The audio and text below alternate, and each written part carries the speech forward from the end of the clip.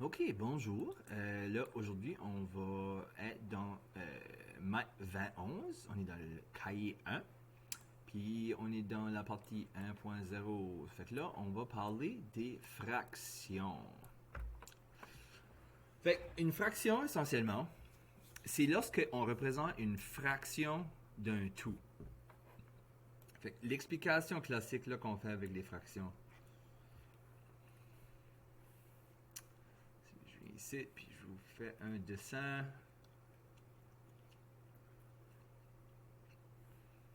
Disons qu'on a une pizza. C'est l'exemple classique quand on parle de fraction. Puis là, la pizza, je vais la diviser en deux. Je les coupe en deux. Là, moi, je vais puis je mange cette partie-là de la pizza. Ben là, je peux pas dire que j'ai mangé une pizza. J'ai mangé la moitié d'une pizza. Puis la façon qu'on va indiquer ça, c'est qu'on va écrire qu'on a mangé une partie sur les deux parties.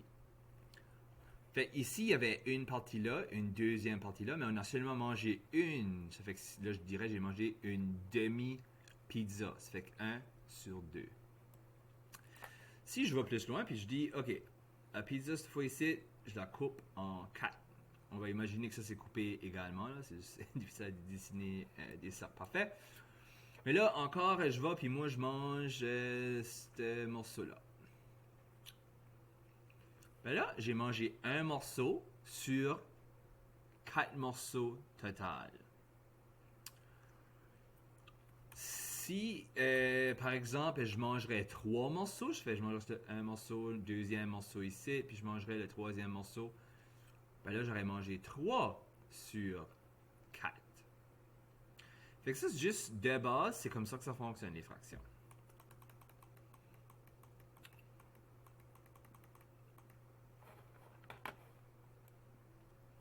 Fait que ici, il nous donne des exemples à 2 sur 3. Puis c'est ça, la façon dont on va dire ça, 2 sur 3. 2 sur 2. Quand c'est sur 2, sur 3 ou sur 4, on a comme des noms spéciaux. Fait que si vous m'entendez ici sur 3, je dis des tiers. Ça, c'est juste, ça veut dire c'est sur 3. Fait, ici, je pourrais dire 2 sur 3 ou je peux dire 2 tiers. C'est la même chose. Quand c'est sur 2, c'est des demi. Fait que ça serait 2 demi. Puis si c'est sur 4, ça serait des quarts. Ça fait que si j'aurais 1 sur 4, j'aurais 1 quart. Ou 1 sur 4. Fait là, on va juste apprendre un petit peu de vocabulaire. Le nombre du haut, fait le nombre en haut ici, en haut de la ligne, c'est le numérateur. Le chiffre en bas, on appelle ça le dénominateur. Là, on peut avoir différentes sortes de fractions. Si on dit une fraction propre, c'est des fractions comme ceci. 1, 1 demi, 5 sur 6, 9 sur 16. Puis là, si je vais aller à impropre tout de suite pour vous expliquer la différence. Fraction impropre, 6 sur 5, 5 sur 3, 7 sur 4. C'est quoi la différence? Ben, les exemples ici, le numérateur, le chiffre en haut, est plus petit que le dénominateur. Fait que ça, c'est une fraction propre. Si c'est impropre, le chiffre est plus grand en haut que là. On va apprendre plus tard qu'est-ce que ça veut dire ça. Pour vous avez peut-être vu dans les cahiers d'avant. Fait que ça, c'est impropre. Une fraction unitaire, puis ça, c'est quoi que tu vas presque jamais voir. Ça serait presque c'est 1 sur quelque chose. 1 sur 2, 1 sur 3, 1 sur 7, 1 sur 10, 1 sur 20, ça ne dérange pas. Unitaire pour 1. Un nombre fractionnaire, par exemple, ça, c'est lorsqu'on a des entiers en avant notre fraction. Mais si on prend l'exemple de pizza de tantôt, là, si j'ai 2 et 3 quarts, par exemple, ben ça voudrait dire que j'aurais mangé. Là, ils sont des quarts, hein, c'est tout divisé en 4. Fait que 2, ça serait 2 pleines pizzas. Ça, c'est 1. Ça serait 2. Puis là, ça serait 3 quarts. Fait que si je dis j'ai mangé 2 et 3 quarts pizza, ça veut dire que j'ai mangé toute la pizza là, toute la pizza là, puis là, 3 quarts de la troisième pizza. Fait que c'est ça que 2 et 3 quarts veut dire. 7 et une demi serait la même chose. Il y aurait 7 pizzas puis une demi-pizza ou des tartes. On peut utiliser n'importe quoi pour des exemples. Fait que là, c'est ça, numérateur. dénominateur. Fraction propre, lorsque le chiffre en haut est plus petit que le dénominateur. Fraction impropre, c'est lorsque ton numérateur est plus gros que ton dénominateur. Fraction unitaire, c'est quand c'est sur 1. Puis les nombres fractionnaires, ben ça c'est quand tu as un gros chiffre en avant de ta fraction.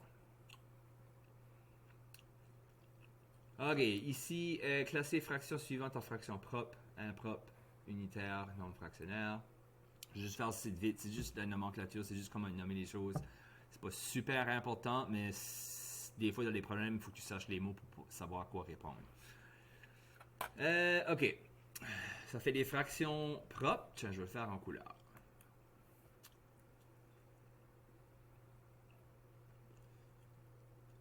Fractions propres, on va les faire rouge. Ça fait fraction propre. Propre.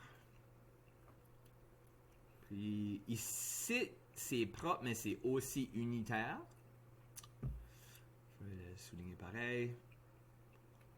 Jaune, je vais faire les fractions impropres. Impropre, c'est parce que le chiffre en haut est plus gros. Oh, je l'avais manqué une ici. Je vais retourner au rouge. J'avais oublié 10 sur 11. Ça, c'est une fraction propre.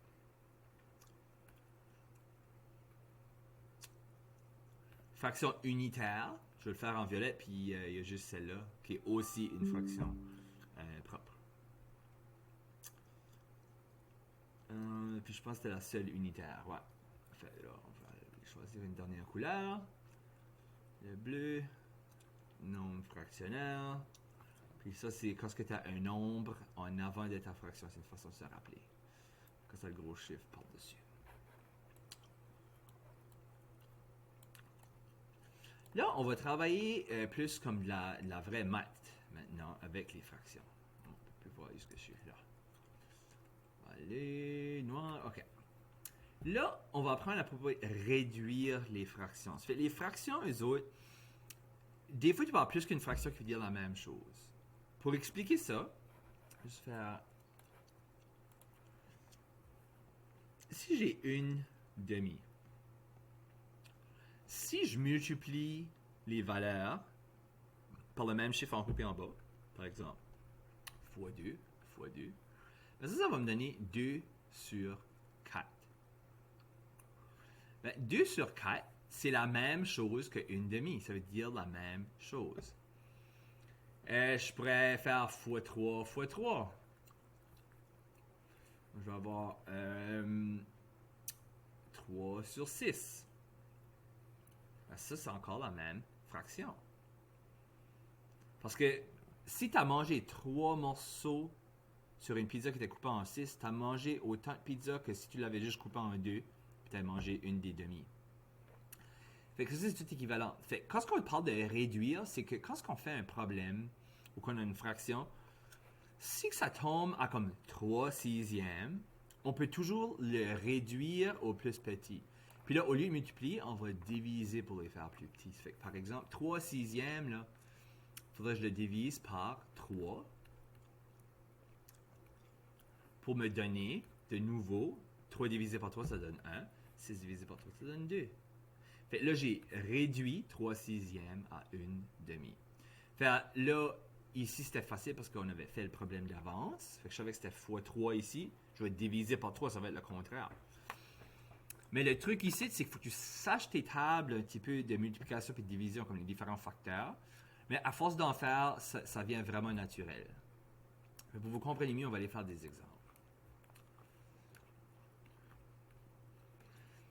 Ben, 5 dixièmes, celui-ci est un petit peu facile parce que là, on sait déjà que 10 se divise par 5. Ça fait dire que quand le bas se divise par le haut, ça va me donner une fraction unitaire parce que, regarde, je vais diviser 5 par 5, ça va donner 1. Puis je vais diviser 10 par 5. Il faut toujours que ça soit le même chiffre en haut, le même chiffre en haut, parce que sinon, qu'est-ce qui arrive? Ça change la fraction, ce ne sera plus la même fraction. Mais si je fais la même chose en haut et en bas, j'ai rien changé, c'est encore la même valeur. Fait qu'ici, ça va me donner 1 sur 2. Fait que ça, c'est réduit. Fait que 5 dixièmes, c'est égal à une demi. Jamais tu fais un problème écrit et tu arrives à 5 sur 10, ben, faut que tu les réduises à 1/2. On va 12 sur 20.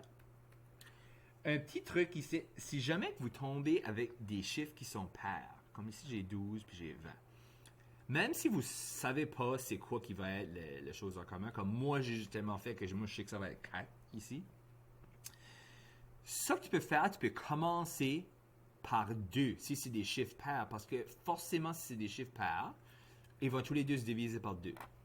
Ça n'a pas le choix. Fait ici, c'est ça que je vais faire. Je vais faire diviser par 2 pour commencer. On va me donner 6 sur 10. Ben là, j'ai encore paire sur paire. Ça fait, regarde, qu'est-ce que je peux faire? Je peux diviser encore par 2. Puis là, ça va me donner 3 cinquièmes.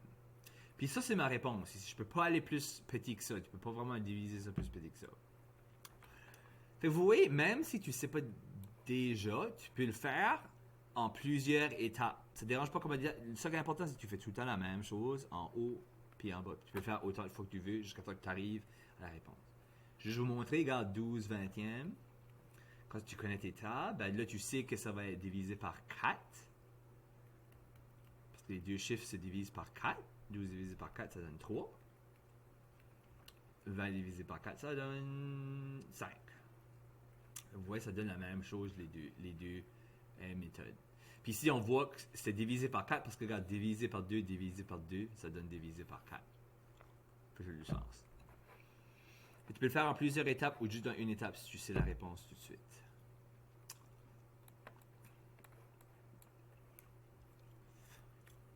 Finalement, on a 32 sur 48. Fait que là, moi, tout de suite, je ne sais pas, mais encore, on a des chiffres pairs. Fait que 32 divisé par 2, ça va donner 16.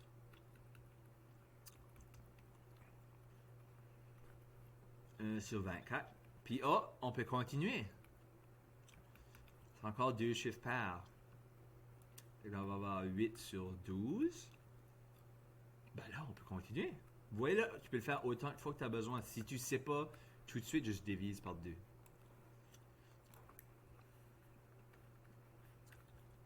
Puis regarde, je continue là. C'est juste pour vous prouver un petit peu que vous pouvez faire autant de fois que vous voulez. Puis là, à la fin, on arrive à 2 sur 3. Puis on ne peut pas aller plus petit que ça.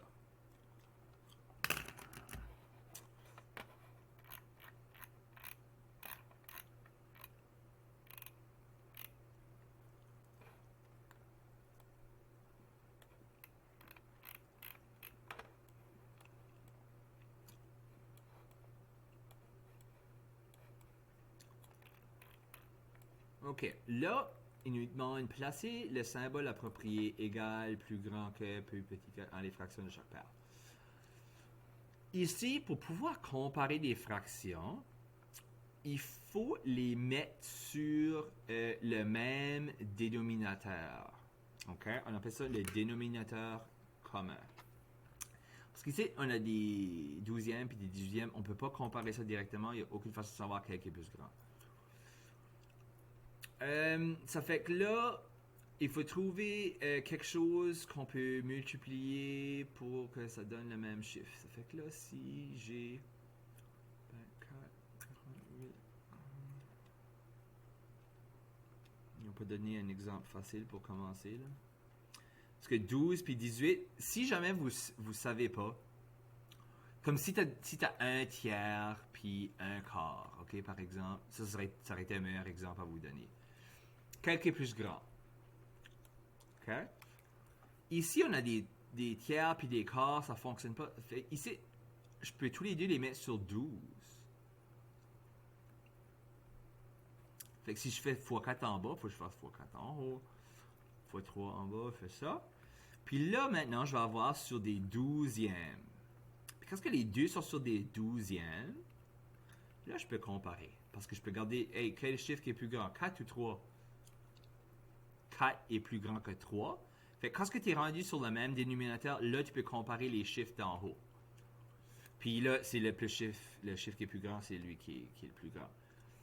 Ça fait que si ma première question, qui aurait été un vraiment bon exemple pour commencer, la réponse serait ça. Ça étant dit, on va aller faire celui-ci. Si vous ne savez pas, comme ici, je savais que c'était 12. Si vous ne savez pas, juste multiplier les deux dénominateurs. Fait ici, on va faire 12 fois 18. Pourquoi ça fait ça? 12 fois 18, ça va être un gros chiffre, 216. Fait ici, ils vont tous les deux être sur 216. Fait que 12 fois 18, puis 18 fois 12. Oh, dyslexique, come on. 12, ok. Là, si je fais fois 18 en bas, je fais fois 18 en haut. Puis même chose de ce côté ici, je fais fois 12 en bas, je fais fois 12 en haut. Fait que là, je vais avoir 5 fois 18, ça donne 90.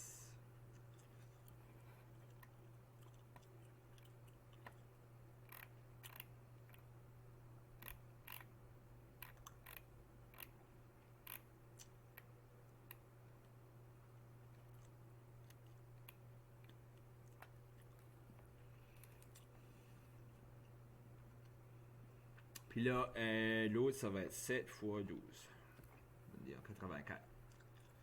Sur 216. Puis là, ça se réduirait, mais ça ne dérange pas ici parce que je vais juste comparer. Ça fait quel chiffre qui est plus grand? Ben, c'est 90. Ça fait ici, ça serait comme ça. Cette fraction-là est plus grosse.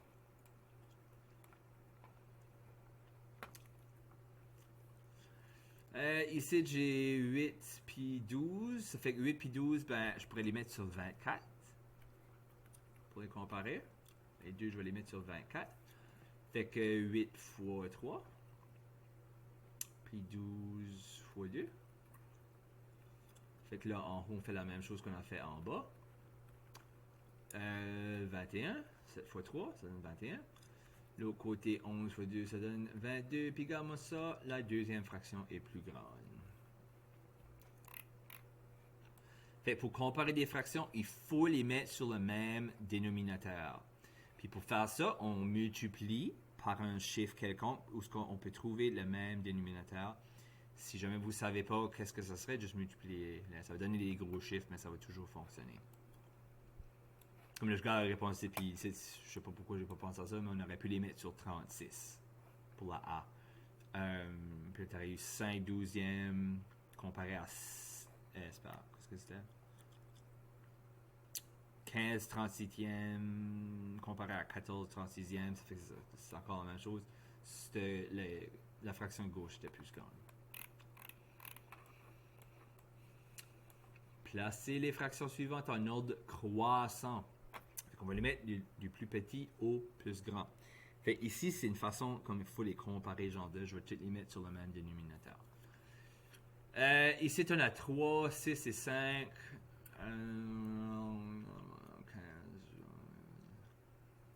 Faudra le mettre sur 30. Parce que 30 se divise par 3, ça se divise par 6, puis ça se divise par 5. Ok. Fait qu'on va tout mettre ça sur 30. Fait que ça va être x 10 ici. Fait que je vais faire x 10 en haut. Ici, ça serait x 5. Fait que je fais x 5 là. Ici, ça va être x 6 pour faire 30. Je fais x 6 en haut. Ok, ça c'était 20. Puis là, on a 25 sur 30. Puis finalement, on a 4 x 6, ça fait 24 sur 30. Ok, ça fait que la plus petite fraction, c'est le 2 tiers. On voit la première, c'est le 20. Puis là, on va aller à la dernière, puis là, on va aller à celle du milieu. Pour les mettre en ordre croissant, regarde, on va commencer avec 2 tiers. 5 sixièmes. Excuse-moi. 4 cinquièmes. Puis là, 5 sixièmes est la plus grosse. Celle-là du milieu, ça donnait 25 sur 30 au lieu de 24 sur 30 pour celle-là. Fait que là, ils sont en ordre croissant.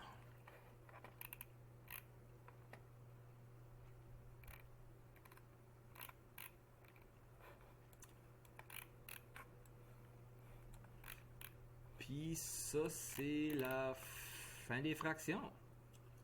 Fait juste des choses de base, comment les comparer, puis tout ça, comment les nommer. Puis on va faire des choses plus compliquées dans les prochains cahiers. Mais pour tout de suite, c'est ça que c'est pour les fractions. Merci.